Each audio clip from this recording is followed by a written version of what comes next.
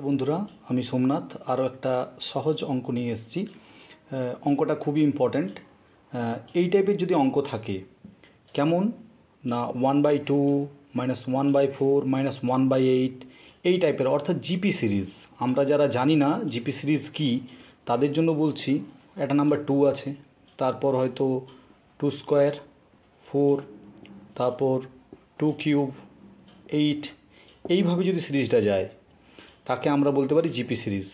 তো এই জিপি সিরিজে যদি বিয়োগ করা থাকে, অর্থাৎ 2, 4, 8, তাহলে এই উত্তরটা কত হবে? বা যদি বড় সিরিজ হয় 2, 4, 8, 16, 32, 64, তাহলে উত্তর কত হবে?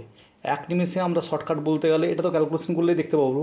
1-এর 2 - 1-এর 4, তাহলে 1-এর 4, 1-এর 4 - 1-এর 8 মানে হবে 1-এর 8। অর্থাৎ এই লাস্টের যে অপশান সেটাই উত্তর হবে। তাহলে এই ক্ষেত্রে কত হবে? 1/64। যদি অঙ্ক বড় থাকে কিন্তু সিরিজটা জিপিতে থাকবে, এটুকু আমাদের কনফার্ম করতে হবে। তাহলে লাস্টের কত আছে?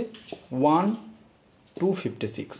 তাহলে আমরা ক্যালকুলেশন না করেই বলতে পারি যে কিভাবে এই জিপি সিরিজের যদি বিয়োগে থাকে তাহলে উত্তর করা যাবে। এগুলো কম্পিটিটিভ এক্সামের জন্য খুবই গুরুত্বপূর্ণ। Thank you for watching.